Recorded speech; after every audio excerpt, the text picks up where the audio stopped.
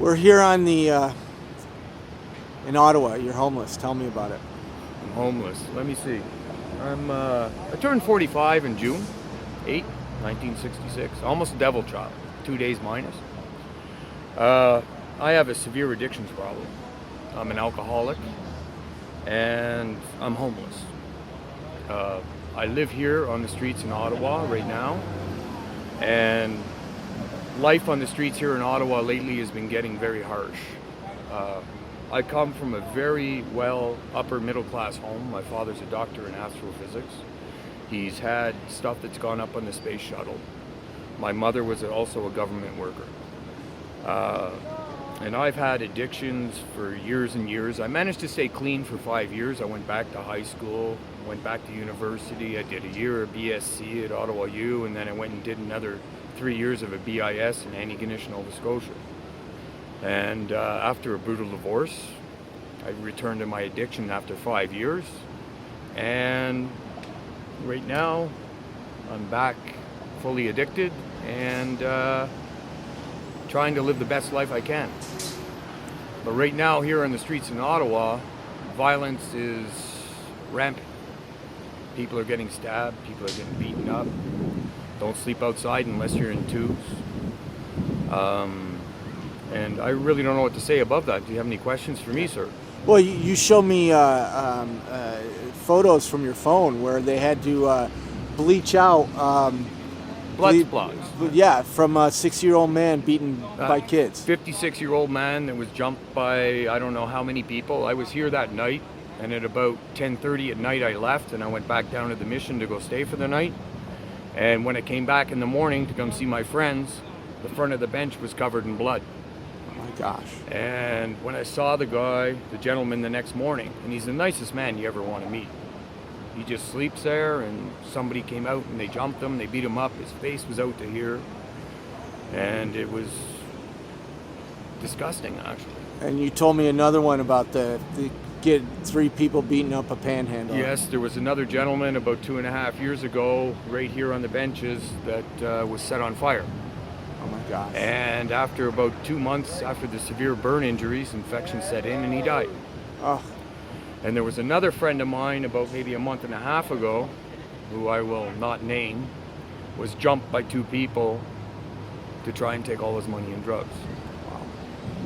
It's just, I don't know. Right now in Ottawa, it's insane. Where are you sleeping at night? I stay at the Mission. I've been outside for about 2 months after I was evicted because the landlord wanted to move his mother into my apartment. So my wife and I were evicted due to that, and we were staying outside for about 2 months. And now she's at a Cornerstone, which is a shelter here in Ottawa, and I stay at the Mission. We have a place coming on the 6th, thank God. We'll get off the streets, because right now the streets in Ottawa are very, very dangerous. So you're trying to get your life back together? Yes, sir, I am. Yeah. And what are you trying to do to stop the addiction? To stop the addiction, right now I don't know if I'm ready to stop it or not. I have to go through hip surgery, so I can't work. I have been able to unwork for 2.5 years.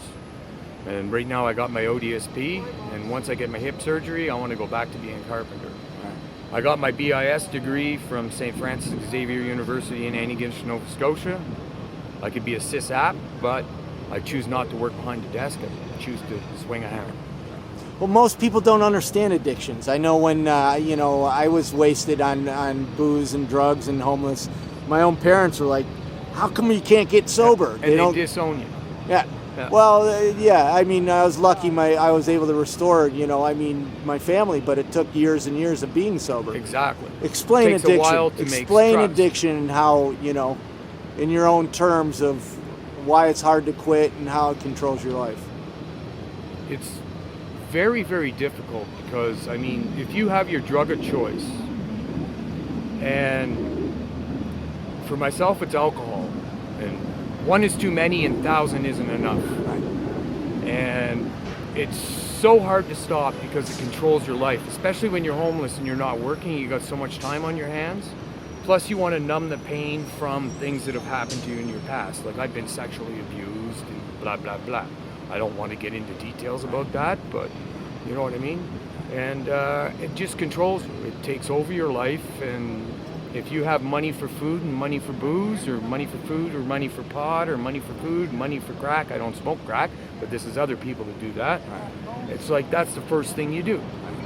You go get your drug of choice to numb the pain. And it's difficult to stop. Like, I had 5 years sobriety. And after my divorce, the pain was too much, and I chose to start to drink again. Now, that's my own fault. Those are my choices and what I choose to do. And it's hard. It's really, really hard to stop. If you had 3 wishes, what would they be? Well, my parents to live forever, world peace, and just like people to be happy. You know, like I wake up every morning and my feet hit the floor. Everything after that's gravy. You know, no matter what may happen to me, whether I get in a fist fight or I don't get drunk or I do get drunk, or, you know, everything after that's gravy. As long as I wake up in the morning and my feet hit the floor, I should be happy.